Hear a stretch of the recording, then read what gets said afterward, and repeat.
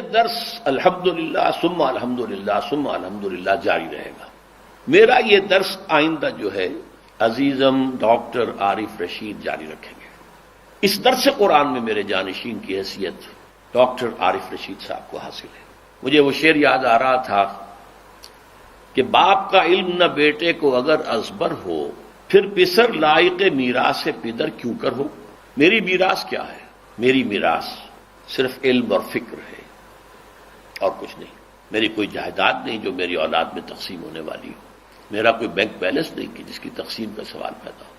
تو میری میراث جو ہے وہ یہی علم اور فکر ہے. اور اسی کے لیے علامہ اقبال کے اشعار سنا رہا ہوں. یہی کچھ ہے ساقی متاع فقیر، اسی سے فقیری میں ہوں میں امیر. میرے قافلے میں لٹا دے اسے، لٹا دے ٹھکانے لگا دے اسے. میں اپنی اولاد سے، سلبی اولاد سے، خاص طور پر مانوی اولاد سے بھی توقع کرتا ہوں کہ یہ جو متاع فقیر انہیں منتقل ہوئی ہے، اب وہ اسے قافلہ انسانی کے اندر تقسیم کریں، پہنچائیں، لٹائیں، بانٹیں. عزیزم عارف رشید مجھ سے چند باتوں میں مشابہ بھی ہیں. میں نے بھی ڈاکٹری پڑھی تھی اور کچھ عرصے ڈاکٹری کی بھی پھر چھوڑ دی اس دین کے کام کے لیے. انہوں نے بھی ڈاکٹری پڑھی تھی، حالانکہ یہ اس وقت پڑھ رہے تھے جبکہ میرا کام پوری طرح سے شد و مت کے ساتھ، میری دعوت، میرا پیغام ان کے سامنے آ چکا تھا. انہوں نے مجھ سے کہا کہ ابھی ہم کیا کریں گے پڑھ کر، یہ آپ نے ڈاکٹری چھوڑ دی تو میں کیا کروں گا پڑھ کر، ہمیں تو یہی کام کرنا ہے. میں نے کہا نہیں بیٹے یہ نہ کرو، پاس کر لو، ورنہ لوگ کہیں گے کہ ناکام ہو گئے تھے، بھاگ گئے تھے.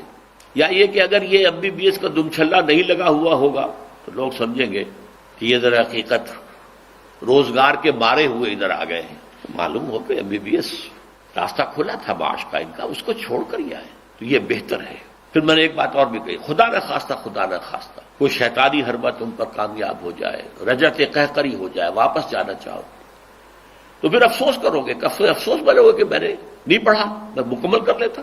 بہرحال انہوں نے بھی ڈاکٹری پڑھی اور چھوڑی.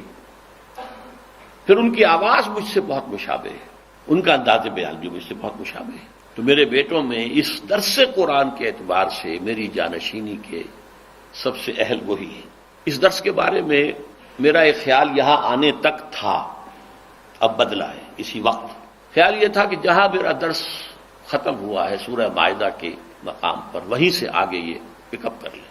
اب میری رائے یہ ہے کہ میں وقتاً فوقتاً اس دوران میں خود بھی طبیعت کی آمادگی ہو اور انشراح ہو تو یہاں آ کر کبھی مہینے میں ایک بار، 2 مہینے میں ایک بار تو سورہ مائدہ کی تکمیل تو میں خود کروں. اس طریقے سے قرآن مجید کی سورتوں کا پہلا گروپ جو ہے وہ میرے ہی درس کی شکل میں ریکارڈ ہو جائے.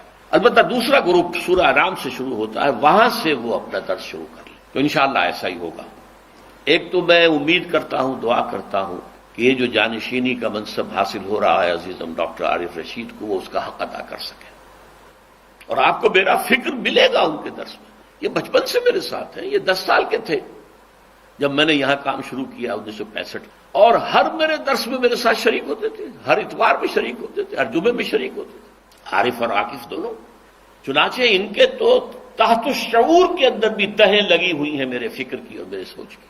اس اعتبار سے یہ ہے کہ اس کام کا تسلسل رہے گا. اس تسلسل کو سامنے رکھتے ہوئے آپ اپنی اس دلچسپی کو برقرار رکھیں، بلکہ پڑھائیں اور لوگوں تک پہنچائیں. بات اب اگلی منزل تک جا رہی ہے، اگلی نسل تک جا رہی ہے، تو آپ کی طرف سے بھی کچھ اس میں کوشش ہونی چاہیے.